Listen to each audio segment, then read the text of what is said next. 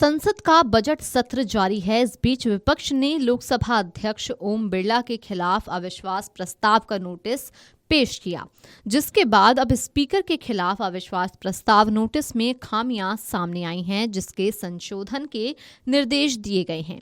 दरअसल अविश्वास प्रस्ताव को लेकर 118 सांसदों ने हस्ताक्षर किए हैं। इस बीच अब लोकसभा सूत्रों के अनुसार अध्यक्ष ओम बिरला ने सचिवालय को विपक्ष द्वारा प्रस्तुत दोषपूर्ण नोटिस को खारिज करने से बचाने के लिए उसमें संशोधन करने का निर्देश दिया और त्वरित कार्रवाई का आदेश दिया है। खबरों के मुताबिक लोकसभा अध्यक्ष ओम बिरला के खिलाफ अविश्वास प्रस्ताव के नोटिस में विपक्ष ने ऐसी गलती कर दी, जिससे अब इस पूरे प्रस्ताव के रद्द होने का खतरा मंडरा रहा है। जानकारी के अनुसार विपक्ष की सबसे बड़ी फजीहत उस समय हुई जब ये सामने आया कि अविश्वास प्रस्ताव के नोटिस में तकनीकी और प्रक्रियागत खामियों की भरमार है। प्रस्ताव में वर्तमान वर्ष 2026 की जगह बार-बार 2025 का उल्लेख किया गया। पूरे नोटिस में जहां साल 2026 होना चाहिए था, वहां बार-बार 25 लिखा गया था। सचिवालय सूत्र के मुताबिक विपक्षी सांसदों के लोकसभा स्पीकर ओम बिरला को हटाने की मांग वाले नोटिस में कमियां पाई गई हैं।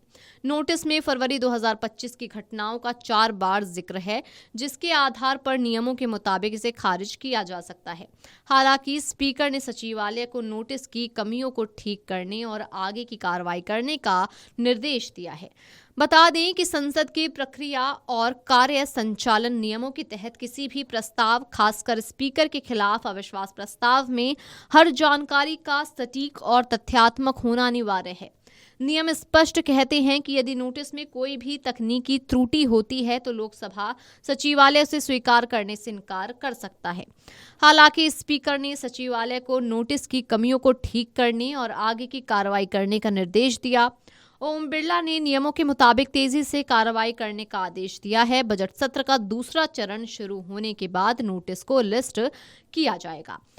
बदला हुआ नोटिस मिलने के बाद तय नियमों के मुताबिक इसकी तुरंत जांच की जाएगी। विपक्ष के अविश्वास प्रस्ताव पर संसद में 9 मार्च को चर्चा हो सकती है। बता दें कि 13 फरवरी को बजट सत्र के पहले सत्र का अंतिम दिन है।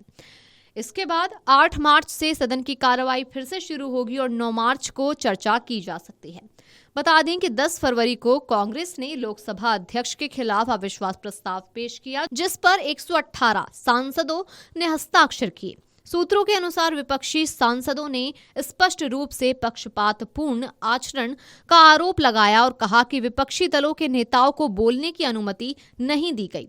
अविश्वास प्रस्ताव के नोटिस में अध्यक्ष के खिलाफ 4 घटनाओं का उल्लेख किया गया, जिसमें विपक्ष का ये आरोप भी शामिल है कि लोकसभा के विपक्ष के नेता राहुल गांधी को राष्ट्रपति के अभिभाषण पर धन्यवाद प्रस्ताव पर चर्चा के दौरान सदन में बोलने की अनुमति नहीं दी गई थी। इसी के साथ विपक्षी सांसदों ने 8 सांसदों के निलंबन, भाजपा सांसद निशिकांत दुबे द्वारा पूर्व प्रधानमंत्रियों पर किए गए आपत्तिजनक और व्यक्तिगत हमलों और स्पीकर ओम बिरला के उस बयान को भी मुद्दा बनाया, जिसमें उन्होंने कहा था कि कुछ कांग्रेस सांसदों के प्रधानमंत्री की सीट पर आकर घटना को अंजाम देने की सूचना मिलने के बाद उन्होंने प्रधानमंत्री नरेंद्र मोदी से सदन में न आने का आग्रह किया था, ताकि कोई अप्रिय घटना न हो।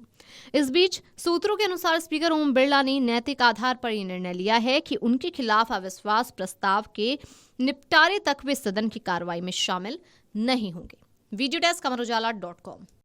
अगर आप ये वीडियो YouTube पर देख रहे हैं तो हमारे चैनल को सब्सक्राइब कर बेल आइकन दबाएं और Facebook पर देख रहे हैं तो हमारे पेज को लाइक करें।